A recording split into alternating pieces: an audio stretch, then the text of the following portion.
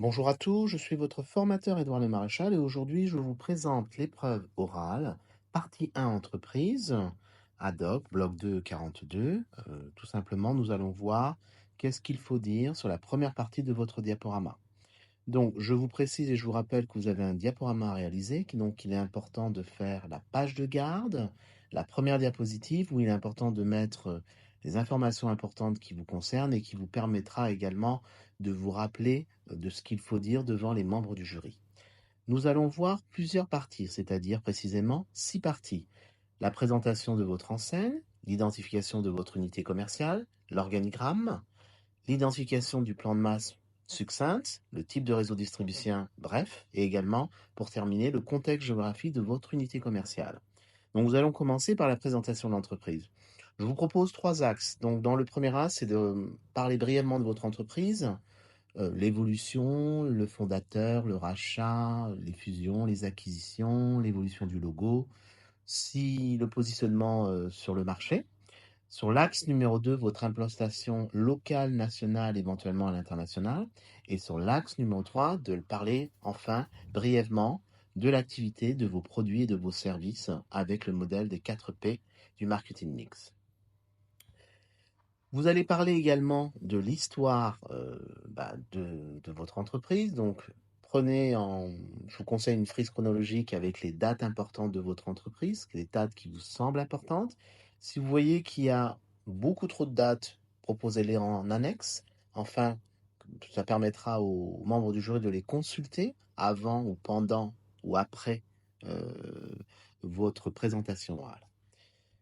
Il va de soi également qu'il va falloir parler de l'implantation de votre enseigne. Donc, je vous commence de montrer comment dans votre ville, je ne sais pas si vous travaillez pour une enseigne connue, euh, bah, pas uniquement de votre unité commerciale, mais de l'implantation dans votre ville, dans votre région, au national et également à l'international.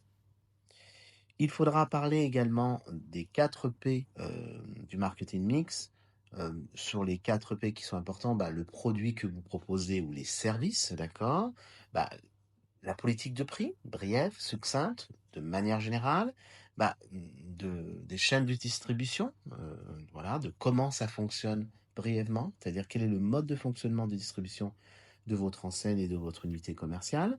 Et enfin, par quel type de promotion vous proposez en place en termes de publicité, de quelle manière vous faites connaître, de quelle manière le client brièvement a une idée de quelle politique de réduction de prix, de pénétration de prix au niveau du prix de vos produits, de vos services.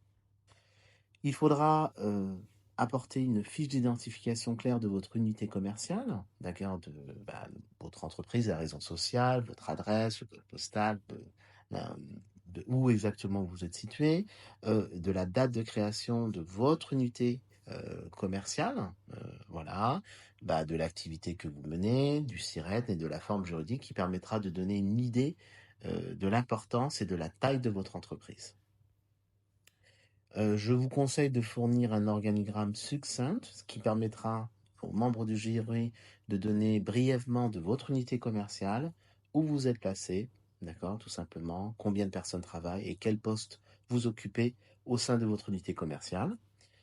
Il faudra donner une idée, un aperçu du plan de masse succinct. Donc là, je vous ai mis un plan beaucoup plus détaillé, mais vous n'êtes pas obligé d'en mettre autant, de montrer les parties essentielles de votre unité commerciale et succinctement le parcours du client, qui donnera une idée courte et précise, une dimension visuelle également aux membres du jury.